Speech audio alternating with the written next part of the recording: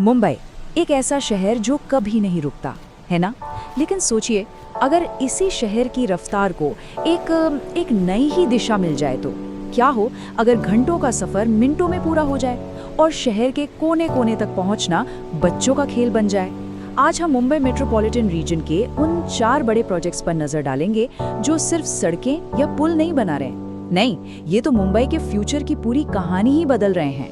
और यही सवाल मुंबई की कहानी का सबसे अहम हिस्सा है। देखिए, जब कोई शहर अपनी लिमिट तक पहुंच जाता है ना, तो उसके पास सिर्फ 2 ही ऑप्शन होते हैं, या तो वो रुक जाए या फिर खुद को पूरी तरह से बदल डाले। और मुंबई ने, जैसा कि हम जानते हैं, दूसरा रास्ता चुना है। लगातार बढ़ती आबादी और ट्रैफिक के इस जबरदस्त प्रेशर के बीच ये मेगा प्रोजेक्ट सिर्फ एक जरूरत नहीं है, ये आने वाले कल की चुनौतियों का एक बहुत ही बोल्ड जवाब है। मुंबई में रहने वाला हर कोई इन मुश्किलों से रोज जूझता है। लोकल ट्रेनों की वो भीड़, सड़कों पर घंटों रेंगता हुआ ट्रैफिक और फिर मेट्रो स्टेशन से घर तक पहुंचने का वो आखिरी स्ट्रगल। सोचिए, नवी मुंबई से कल्याण या ठाणे दूरी तो ज्यादा नहीं है, पर वक्त कितना लगता है। ये प्रोजेक्ट्स ठीक इन्हीं रोज की परेशानियों को जड़ से खत्म करने का वादा कर रहे हैं। तो आज हम क्या क्या देखने वाले हैं? सबसे पहले मुंबई का ये मेगा इंफ्रा पुश है क्या, फिर देखेंगे कि लास्ट माइल की प्रॉब्लम कैसे सॉल्व हो रही है, पूरे रीजन को कैसे कनेक्ट किया जा रहा है, टूरिज्म का एक बिल्कुल नया फ्रंट कैसे खुल रहा है, और आखिर में ये लेयर्ड फ्यूचर क्या है जो मुंबई का अगला चैप्टर लिखेगा। तो सबसे पहले एक बात साफ कर लेते हैं, ये जो प्रोजेक्ट्स है ना, ये कोई अलग अलग टुकड़े नहीं है। नहीं, बिल्कुल नहीं, ये एक पूरा सोचा समझा इंटीग्रेटेड प्लान है। और इसका मकसद सिर्फ ट्रैफिक जैम कम करना नहीं है, इसका असली गोल तो पूरे मुंबई मेट्रोपॉलिटन रीजन को एक इकोनॉमिक पावर हाउस के तौर पर फिर से खड़ा करना है। चलिए शुरुआत करते हैं सबसे कॉमन प्रॉब्लम से, वो है लास्ट माइल कनेक्टिविटी। अब ये क्या है? अरे भाई, वही मेट्रो या रेलवे स्टेशन पर उतरने के बाद अपने घर या ऑफिस तक पहुंचने की जद्दोजहद। और इसी मुश्किल के लिए एक बड़ा ही फ्यूचरिस्टिक सोल्यूशन सामने आ रहा है, पॉड टैक्सी। तो सवाल उठता है, ये पॉड टैक्सी है क्या चीज? सोचिए, बिना ड्राइवर वाली पूरी तरह ऑटोमेटिक इलेक्ट्रिक गाड़ियां जो जमीन से ऊपर अपने एक अलग रास्ते पर चलेंगी। इनका मेन काम पता क्या है? शहर के बड़े ट्रांसपोर्ट सिस्टम्स जैसे मेट्रो और लोकल ट्रेन के लिए एक फीडर सिस्टम की तरह काम करना। मतलब ये लोगों को उनके घर और ऑफिस से पिक करके सीधा मेट्रो या रेलवे नेटवर्क से कनेक्ट कर देंगी। और इसे इस्तेमाल करना भी बहुत आसान होगा। बस अपने नजदीकी पॉड स्टेशन पर जाइए, पॉड में बैठिए और बस बिना ट्रैफिक, बिना पोल्यूशन के सीधे अपने मेट्रो या रेलवे स्टेशन पर पहुंच जाइए। इससे सिर्फ हमारी बसों टैक्सियों पर डिपेंडेंसी कम नहीं होगी, बल्कि उन घनी बस्तियों में भी राहत मिलेगी जहां सड़कें चौड़ी करना भई नामुमकिन सा है। अच्छा, तो लास्ट माइल की बात तो हो गई। अब जरा बड़े पिक्चर पर आते हैं, रीजनल कनेक्टिविटी। देखिए, मुंबई सिर्फ एक शहर नहीं है ना? ये कई सैटेलाइट शहरों का एक पूरा क्लस्टर है।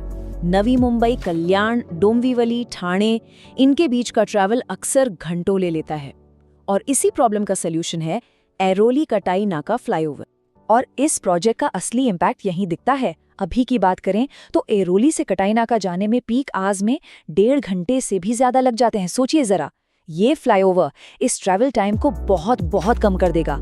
और ये सिर्फ टाइम बचाने की बात नहीं है, इसका मतलब है बेहतर प्रोडक्टिविटी, कम फ्यूल का खर्चा और कल्याण, डोंबिवली जैसे इलाकों के लिए बिजनेस के नए दरवाजे खुले। और अच्छी बात यह है कि इस प्रोजेक्ट पर काम भी तेजी से चल रहा है। 2018 में ये शुरू हुआ था और अभी हाल ही में इसके फाइनल फेज के लिए लैंड स्टडी भी शुरू हो गई है। टारगेट है 2026 तक इसे पूरा करने का। मतलब कम्यूटर्स के लिए ये बड़ी राहत अब ज्यादा दूर नहीं है। चलिए अब रोज के ट्रैवल और ट्रैफिक से थोड़ा हटकर बात करते हैं, एक ऐसे प्रोजेक्ट की जो मुंबई की पहचान में एक नया ही चैप्टर जोड़ने वाला है।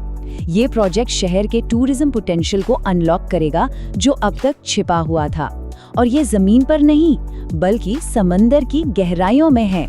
जी हाँ, महाराष्ट्र सरकार इंडिया का पहला सबमरीन टूरिज्म प्रोजेक्ट शुरू करने जा रही है। ये एक बिल्कुल ही अनोखा आइडिया है।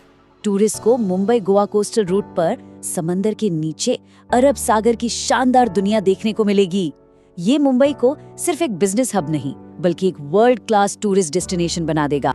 और इस बड़े प्रोजेक्ट के लिए सरकार ने 10.5 करोड़ रुपए की लागत से एक 24 सीटर पैसेंजर सबमरीन को मंजूरी भी दे दी है। ये इन्वेस्टमेंट सिर्फ एक यूनिक एक्सपीरियंस ही नहीं देगा, बल्कि कोंकण कोस्ट पर जॉब्स और डेवलपमेंट के नए मौके भी बनाएगा।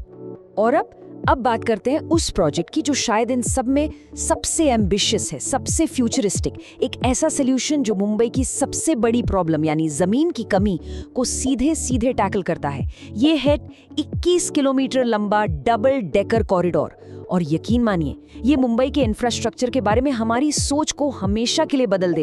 इसका स्ट्रक्चर समझना बड़ा इंटरेस्टिंग है। ये एक 3 लेयर ट्रांसपोर्ट सिस्टम है।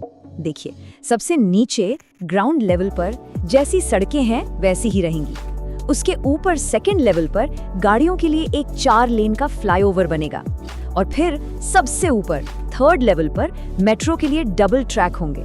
मतलब एक ही पिलर पर सड़क भी और मेट्रो भी।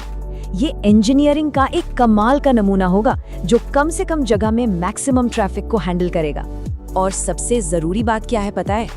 इसी एक कॉरिडोर पर मुंबई मेट्रो की 3 बहुत ही इंपॉर्टेंट लाइंस चलेंगी, लाइन 5, लाइन 12 और आगे चलकर लाइन 14 भी। तो ये सिर्फ एक रास्ता नहीं है, ये तो पूरे मेट्रो नेटवर्क की रीढ़ की हड्डी बन जाएगा। ये भिवंडी, कल्याण, तलोजा और बदलापुर जैसे तेजी से बढ़ते इलाकों को सीधा मुंबई शहर से कनेक्ट कर देगा। तो जब हम इन चारों प्रोजेक्ट्स को एक साथ रखकर देखते हैं तो एक बड़ी तस्वीर सामने आती है। ये सिर्फ कंक्रीट और स्टील का काम नहीं है, ये तो आने वाले कल के मुंबई का एक इंटीग्रेटेड विजन है। एक ऐसी पहेली जिसका हर टुकड़ा दूसरे से जुड़कर पूरी पिक्चर को कंप्लीट करता है। सोचिए, पॉ टैक्सी लास्ट माइल की प्रॉब्लम सॉल्व करती है, एरोली कटाइना का फ्लाईओवर रीजनल दूरियों को खत्म करता है, सबमरीन टूरिज्म इकोनॉमी में एक नई जान फूंकता है और डबल डेकर कॉरिडोर शहर को ऊपर की तरफ बढ़ने की ताकत देता है। ये सब मिलकर एक ऐसे मुंबई को बना रहे हैं जो ज्यादा तेज होगा, ज्यादा सस्टेनेबल होगा और पहले से कहीं ज्यादा कनेक्टेड हो।